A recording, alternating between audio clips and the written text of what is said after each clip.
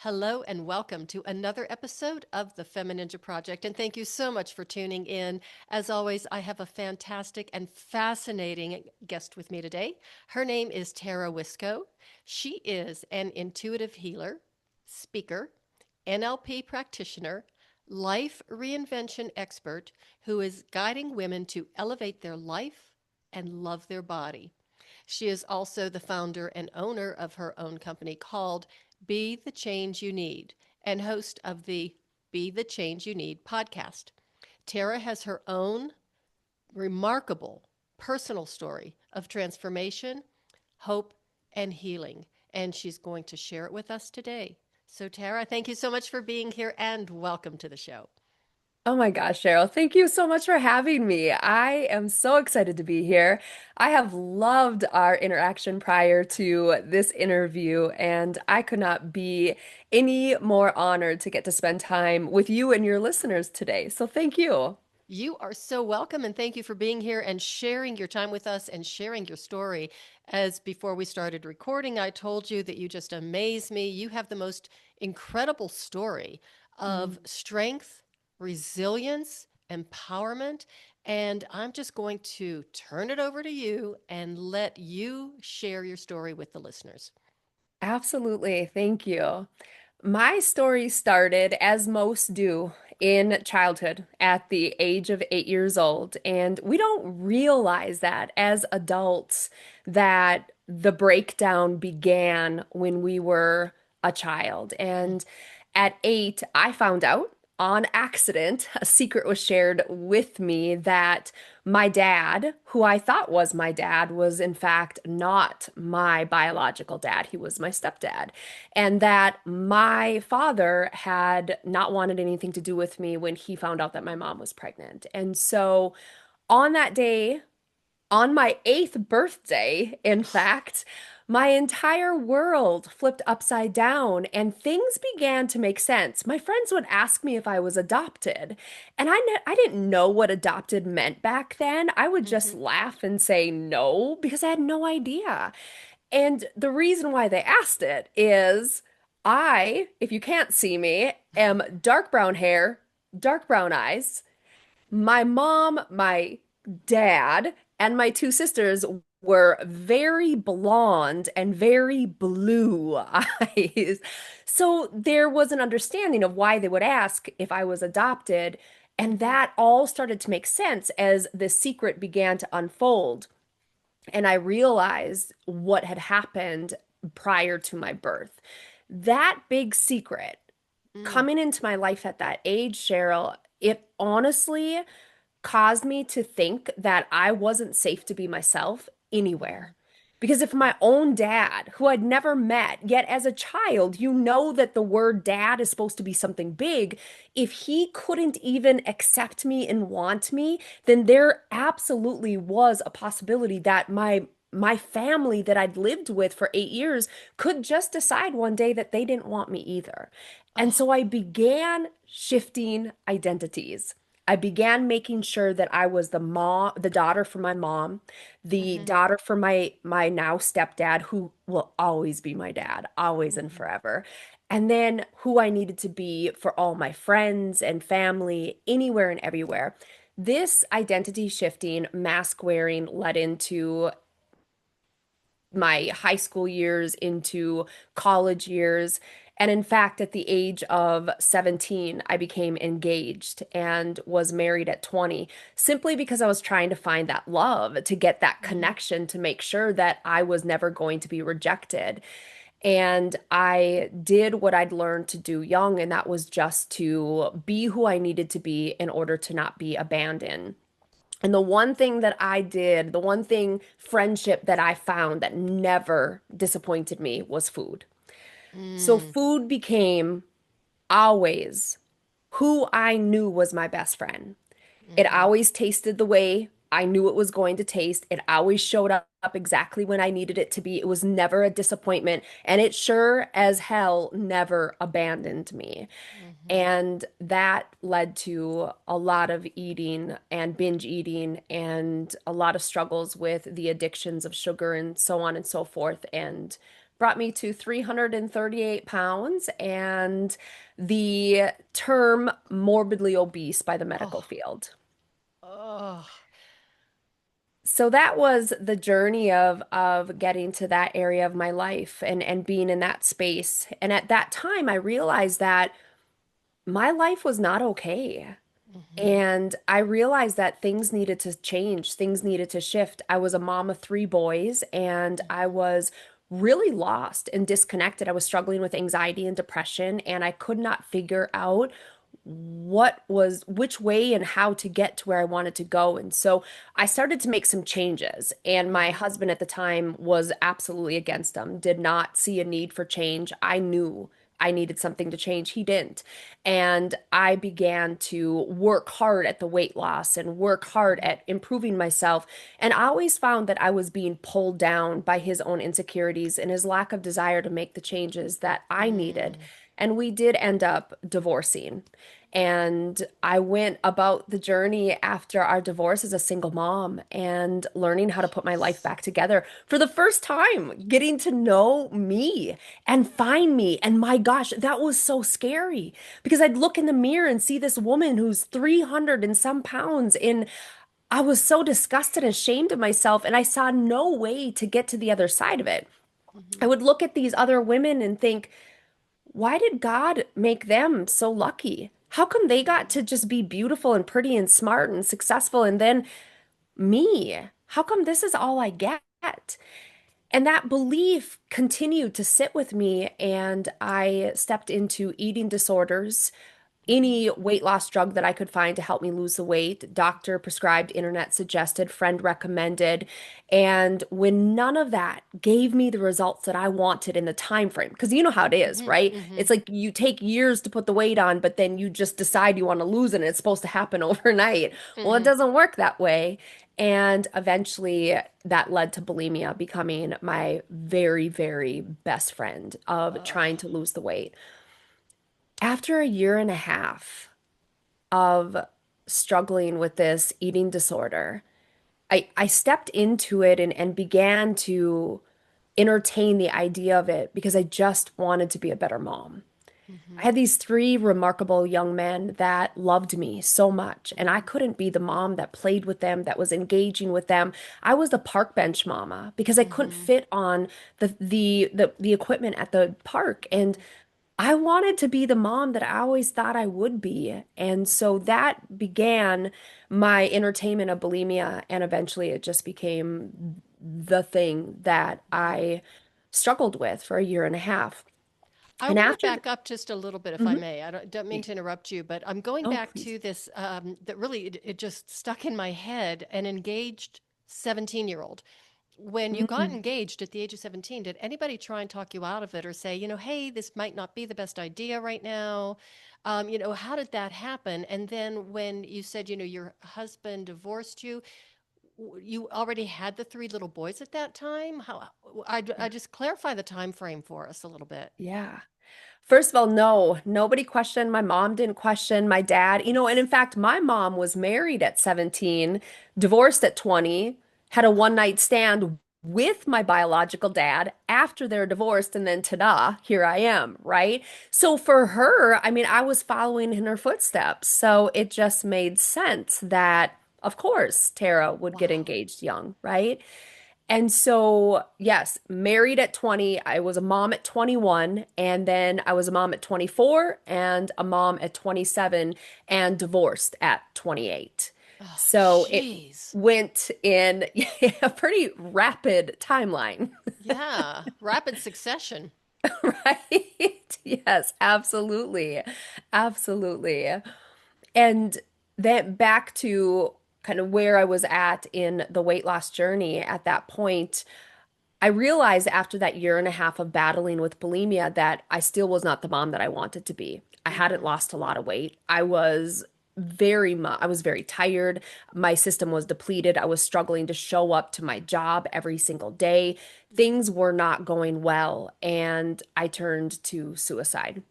I felt like I could not be successful at becoming the mom that I wanted to. No matter what I tried, weight loss just was not going to happen for me. Being successful, being good enough was not something that I got to be. And so I attempted suicide 3 times.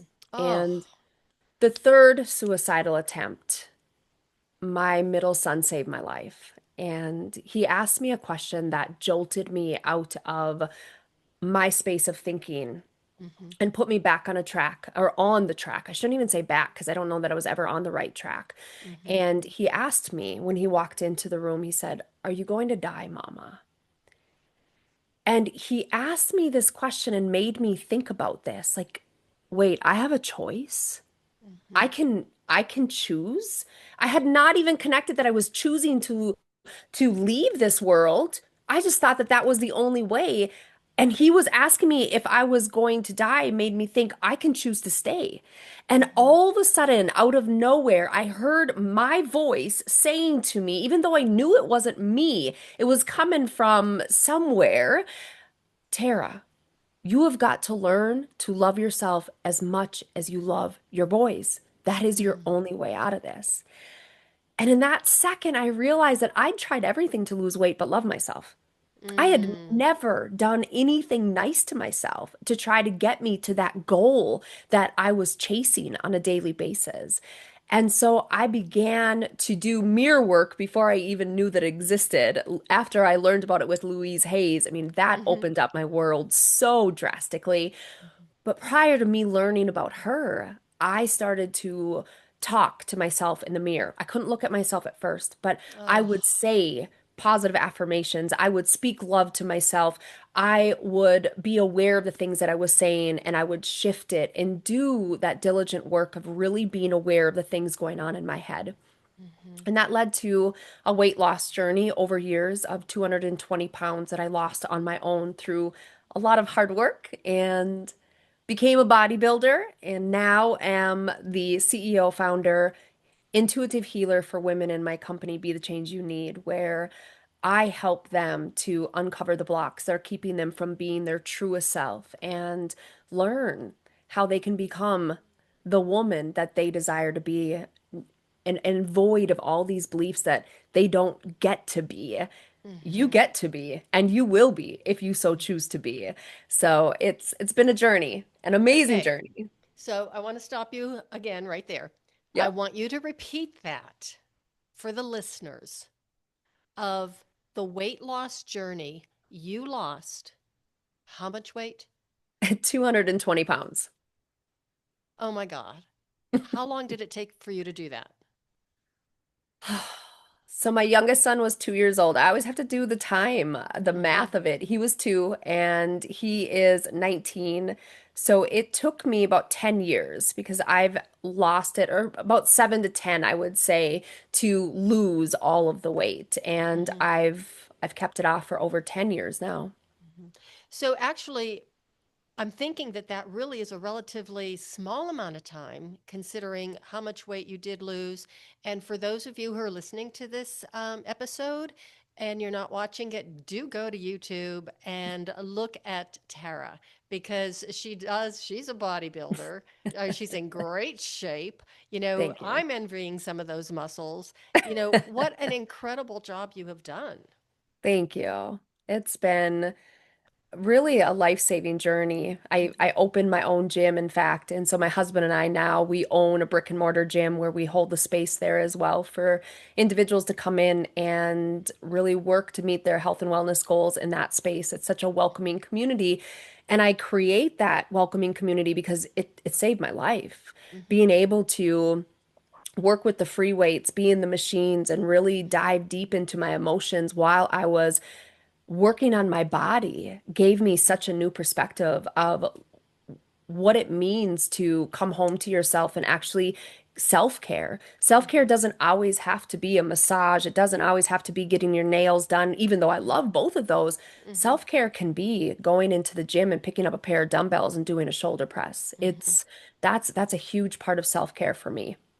Did you surprised yourself when you realized how much, weight you could move, weight you could lift. As you started working out, was there this sense of awe even that your body could function in this way? And what was that sensation like for you? Because to me, that would be so incredibly empowering. It absolutely surprised myself. I never thought I could be a bodybuilder. I always thought I was going to be overweight. So there are times that I have to stop and look at pictures of past and remind myself where I came from because it's Hmm. important to me. And so to be able to have the muscle I have and to lift as heavy as I lift, it does surprise me, but it tickles me pink because I just freaking love it. Hmm. So So now, do you primarily work with women only, or do you work with women and men? In my online program, I work with women only. However, Oh, in the okay. gym, I will every once in a while take on a personal training client that really needs some help, kind of that Hmm. kickstart. And in that space, I work with men and women. In the healing space, I am starting to open up to men coming in as far as the integrated energy therapy, Hmm. healing, and the neuro-linguistic programming Hmm. practitioner space. I am opening up to men, but primarily it is women that seek me out. So tell us a little bit more about the NLP and what made you decide to, when did you discover it? And when did you realize, hey, I have to become a practitioner? Yeah, absolutely. I discovered it 3 years ago, and it's a funny story. When I learned about it, I was doing a lot of research of sustainability and weight loss because I've been Hmm. a weight loss coach for 14 years. And women, I mean, they come in and they go through my weight loss journey, my program, my coaching, and they're dropping the pounds, dropping the pounds. What I kept finding is that even myself, you constantly had to battle with believing that it was possible to keep it off. Like we were Mm. always, in my mind, mentally having to be on and aware and thinking and always having to fight to keep the weight off. And I knew there was something better. I knew that there had to be a way that we could release this belief that it was not possible to keep it off. And Hmm. so I started doing research. And in my research, I found this woman called Kara Rice, who was a teacher of NLP, neuro linguistic programming. So I Hmm. started to research her and watch her videos, and I knew, Cheryl, like I knew this has to be part of my program. And I still had this belief that I didn't get to be like successful with things like that. Like things always have to be hard for me. I couldn't Hmm. find anything that would make it easy. So I didn't believe that this could work for me, but I Hmm. knew it could work for my women. So Hmm. I signed up for her class. I went for a year and a half of being trained and learning it, implemented it into my program. All of my women in my program got all the services for free because they were the ones that I was doing the work with in Hmm. order to get my certification. And all of a sudden, I am watching my women literally change in front of me on Zoom sessions, in person, these Wow. beliefs that they continued to think weight loss is impossible for me. I don't, it's not safe to Hmm. be sexy. These beliefs, all of a sudden, they didn't believe them anymore.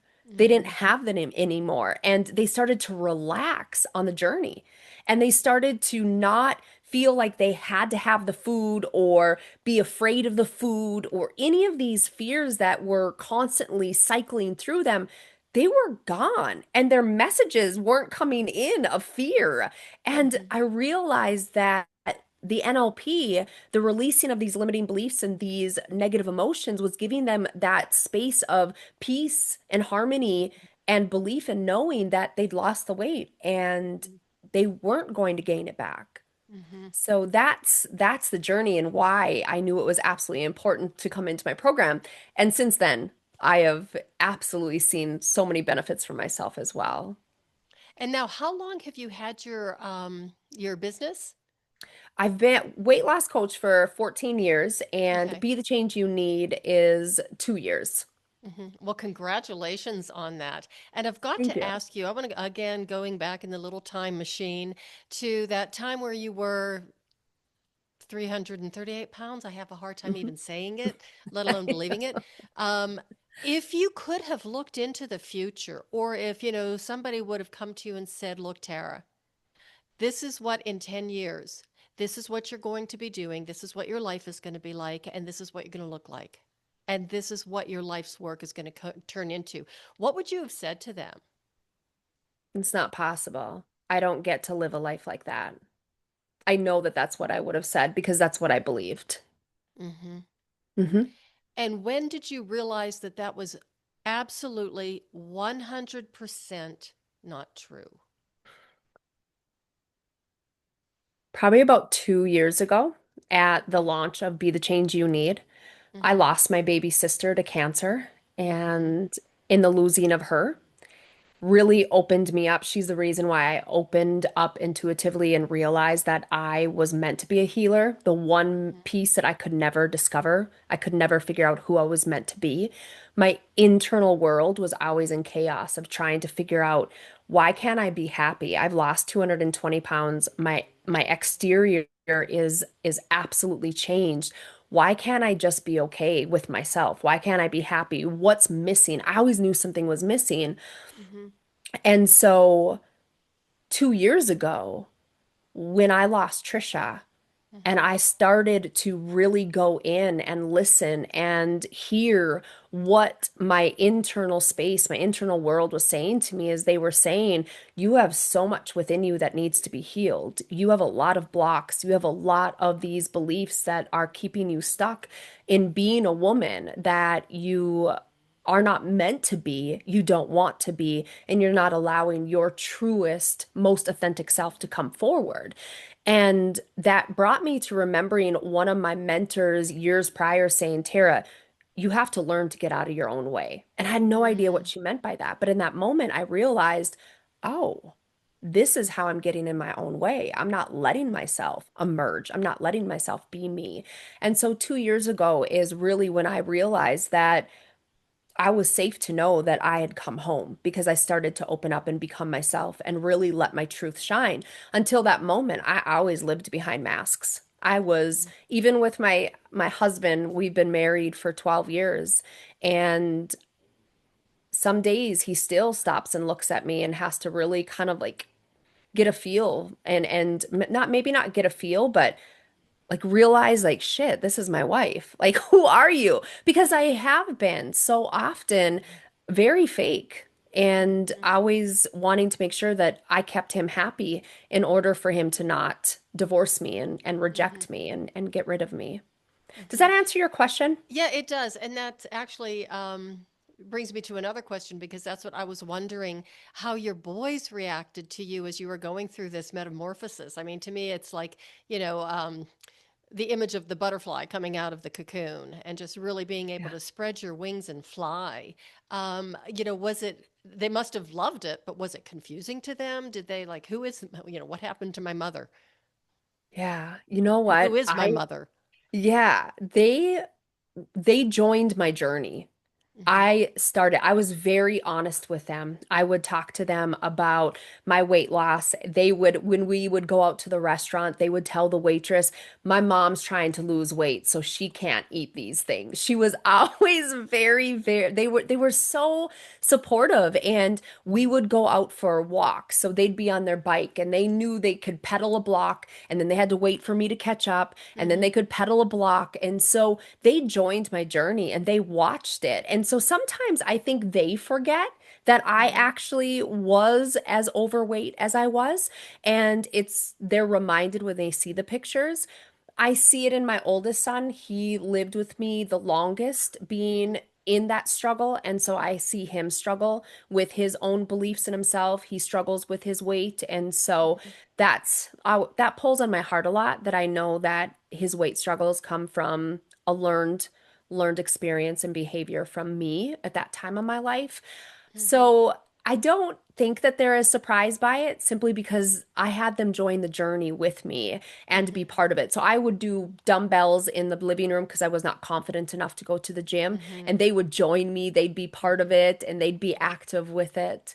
So again, I don't think it surprised them. They've lived it and been in it. When women will ask or other people will ask like, "Was your mom really overweight?" They're like, "Yeah." Like, yeah, like, And your point would be what? yeah, like, why do you even need to ask that? Like,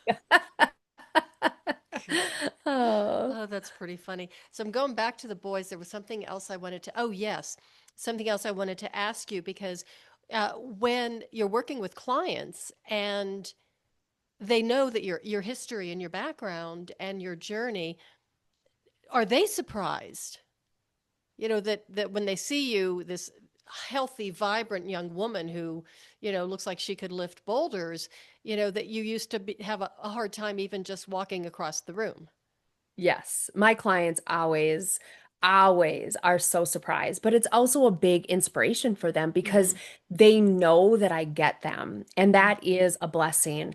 I used to be so angry that that was the start of my life, and Mm-hmm. now I see it as such I'm so grateful for it because when a woman says her struggles, I get it. I can go Mm-hmm. right back and remember what it was like to sit on the couch and eat and eat and eat. I can remember the pain and the agony of the struggles. Mm-hmm. And so they're always very, very surprised. It gives them at first a little bit of, I think, overwhelm of Mm-hmm. trying to prove to me that they Mm-hmm. can do as good as me. And I always let them know you don't ever get to put me on a pedestal.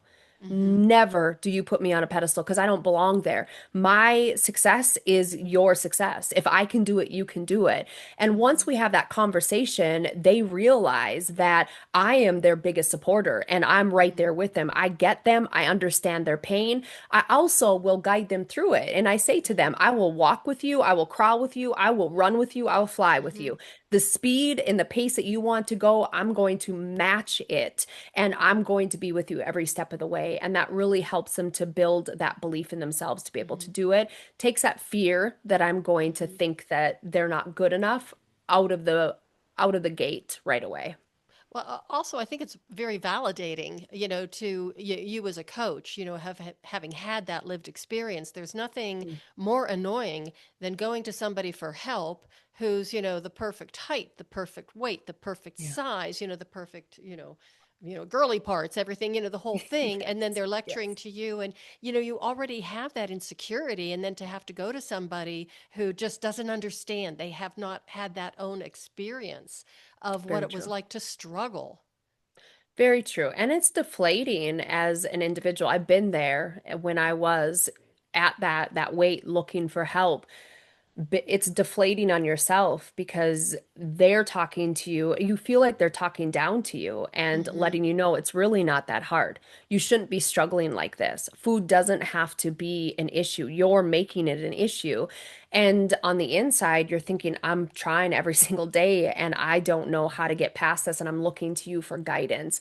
And Hmm. I've learned that they just can't connect because they don't understand. And Hmm. I give them that grace and that understanding now that I wasn't their ideal client. I never Hmm. could have been, and they could have never been the coach that I needed because they couldn't relate with where I was Hmm. at. Well, it's a battle of addiction. Mm-hmm.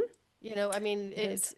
it is an addiction. I have a friend. We're not as close as we used to be. Just space, time, all that kind of stuff.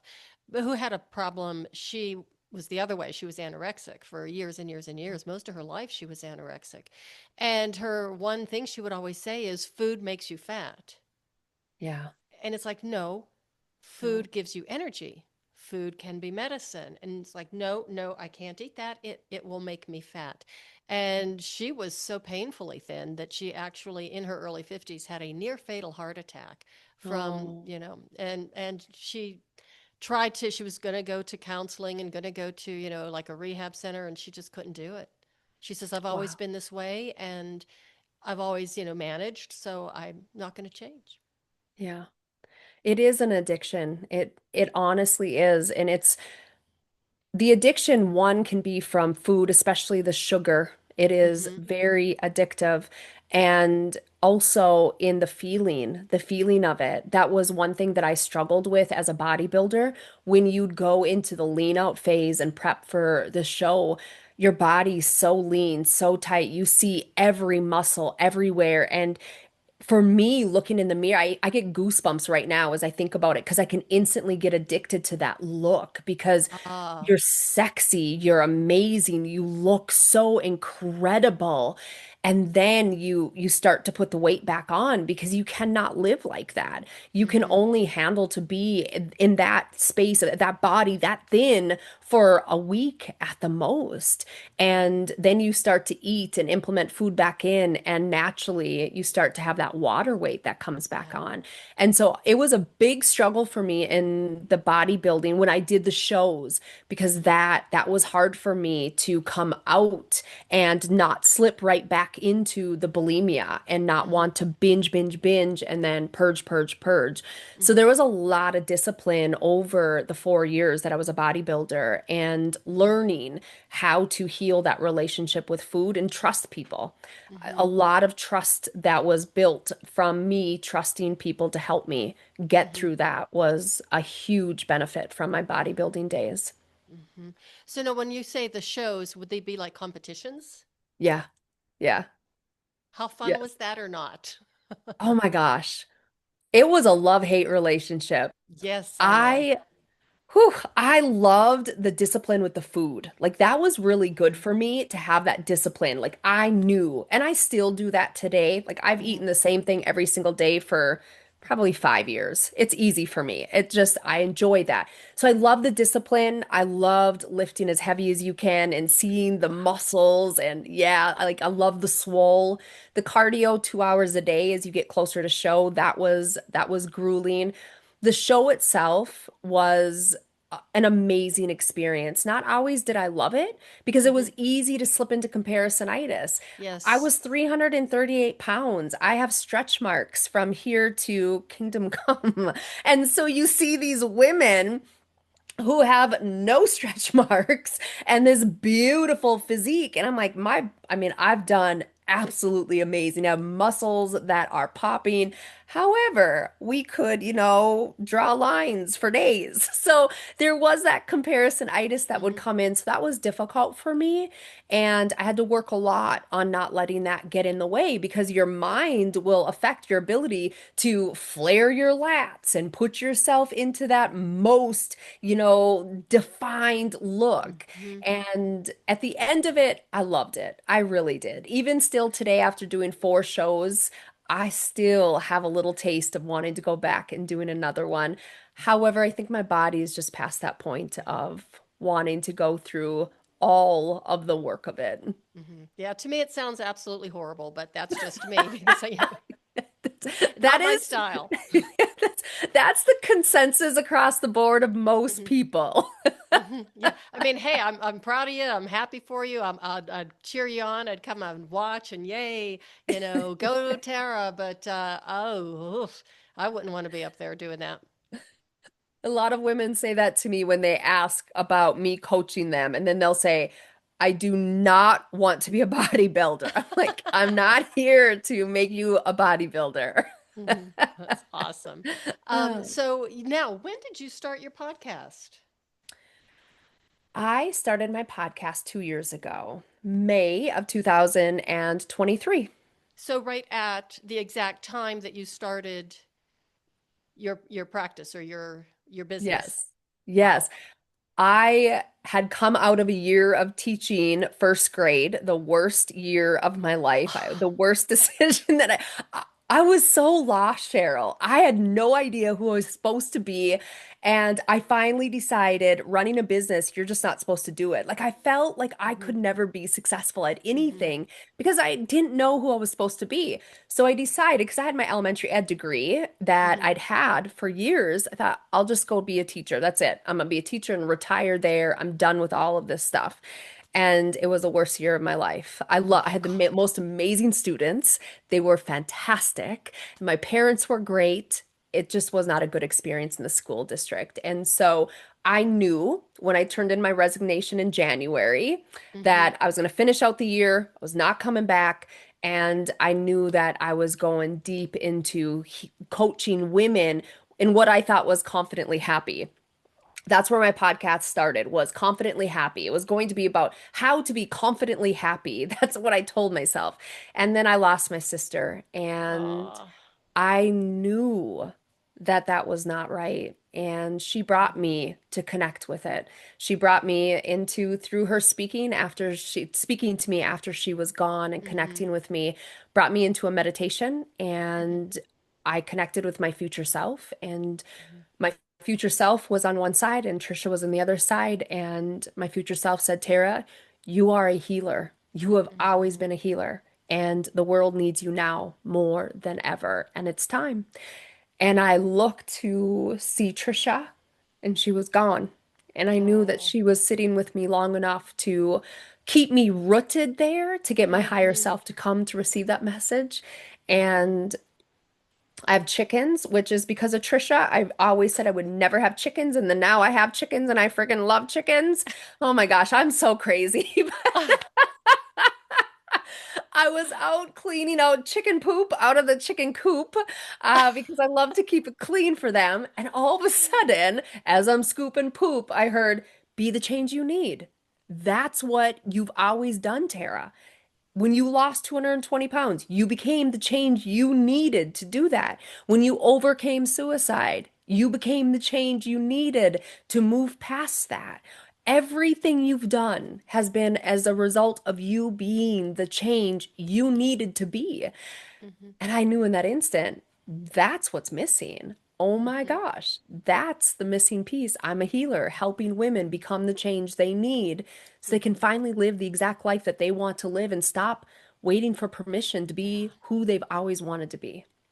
So I really love the poop story, because I have two dogs, and one of the things I love to keep my yard very pristine and clean. So every single morning I go out and take off my shoes. I call this my mindful walking because when you're barefoot in the Yep. yard and you have two dogs, you better be very mindful of where you're stepping. I have made one or two missteps over the years, but I just slowly go through the yard and walk in the grass. It's still moist usually with the dew point and stuff, and pick up poop. And it's almost like this is the best way to start my day because I'm starting with a clean slate.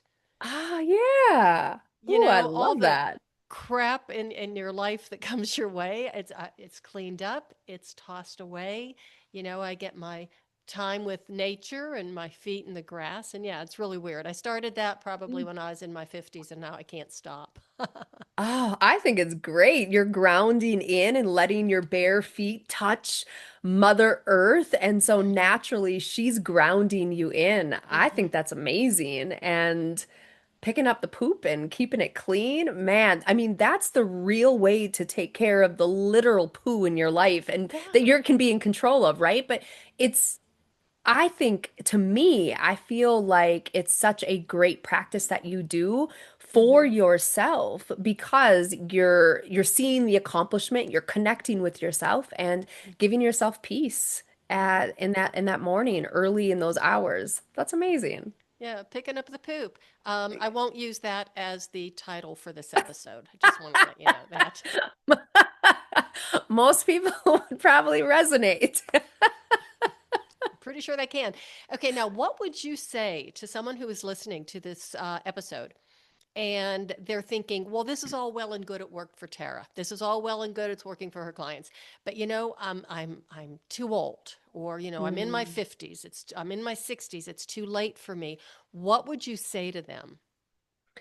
It is never too late. You are never too old. You're never too weak. You're never too far gone. That is a belief that you're telling yourself because you have fear.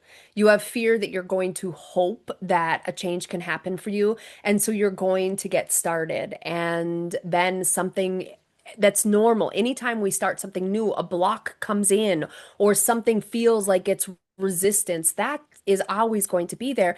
And Mhm. so you're saying this simply because you're terrified that you're going to want it and you won't be able to find the way to do that. And for me, what I found is that as long as you have a willingness and a desire, those two things will always give you the ability to get started. And letting yourself have permission to know that this belief that you have going on are really truly limiting beliefs that are keeping you stuck.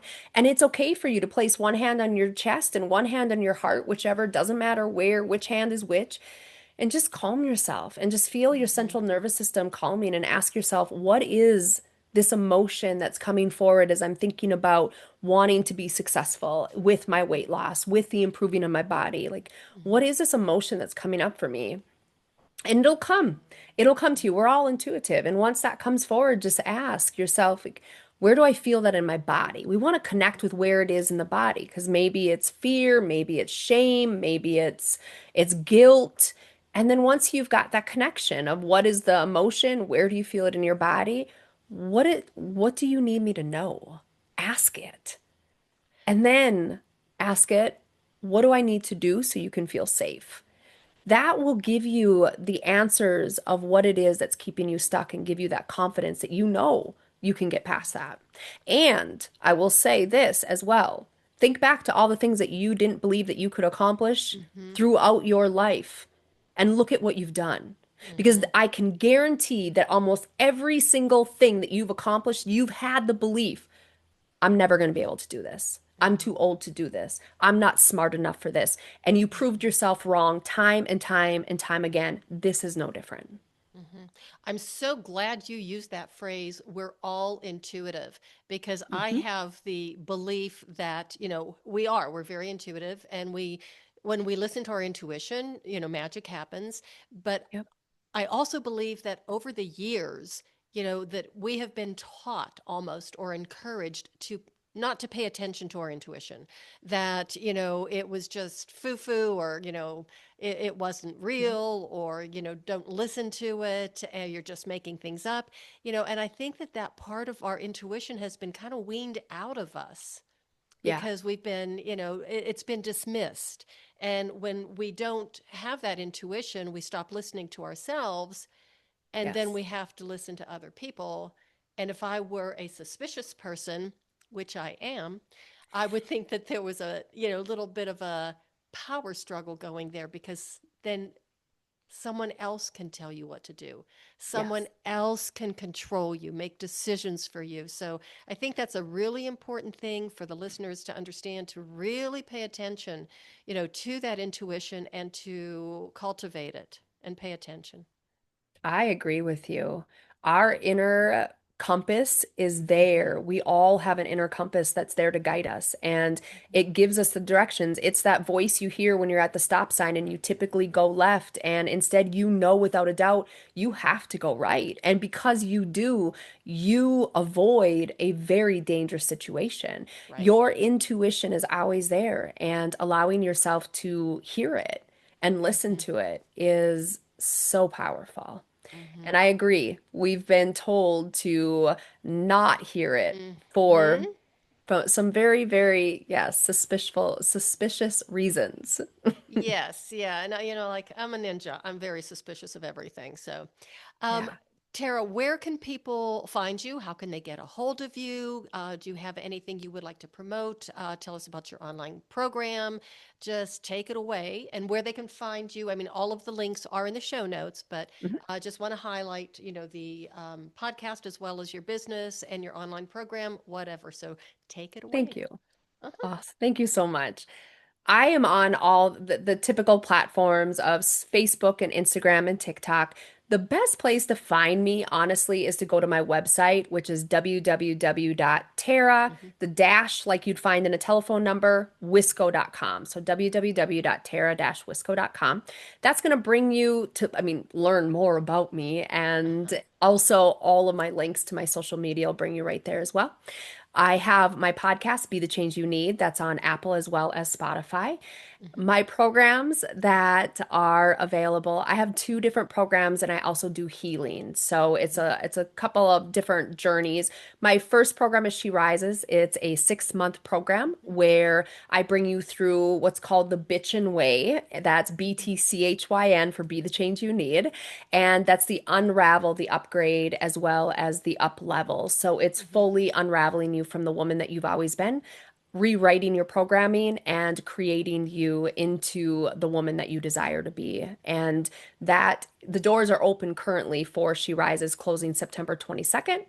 Mhm. And then my other program is Bitch and Body Revolution, which is a 19-week weight loss journey where we go through personal training, personal nutrition. I also take you through modules of learning self-love, self-worth, self-discovery, and then sustainability around weight loss. So it's an entirely different approach to weight loss than likely anybody's ever experienced before because to me, food and fitness is absolutely amazing and I love it. However, if you don't have love and worth and know who the world you are, that Mhm. weight loss is not going to be sustainable. So I bring you through a very deep healing experience in both programs. And then you'll also see in my website that I offer integrated energy therapy healing sessions one-on-one. I have card readings available. I also have intuitive readings available and just a gamut of things for healing. And Mhm. that's again all on my website. I absolutely love that. I was trying to figure it out how to say that when I was going through your profile. And say it again. I just love that. The Bitch and Body Revolution. bitchin' Yes. body revolution. Oh my gosh, we all need that. Right. Tara, thank you Oh, so much for being here. It's been an absolute delight speaking with you and hearing your story. And you are such an inspiration. I just, it gives me hope for so many other people to find you. And oh, your journey is just so remarkable. And if you could do what you did, I mean, we could all enjoy vibrant health and vitality through the entire course of our lifetime. You just have to take the right steps. yeah. Thank you so very much. Thank you for giving me this opportunity and getting to spend time with you. It has been an absolute pleasure to get to have this and hold this space with you. Well, thank you again. I just absolutely love your story and I love following you and keeping an eye on you on social media so I can see what you're up to. And everybody, thank you so much for listening. Please do share this episode with everyone you know, especially if you know somebody who's struggling with their weight, their self confidence, their belief system. Tara's obviously an amazing woman. She can help you. And the NLP, if you've never done it, is absolutely fantastic. You can change your mindset in a very short time. And that's when the magic happens. It all starts in the mind and the body will respond. And Yes. that is the way of the FemiNinja.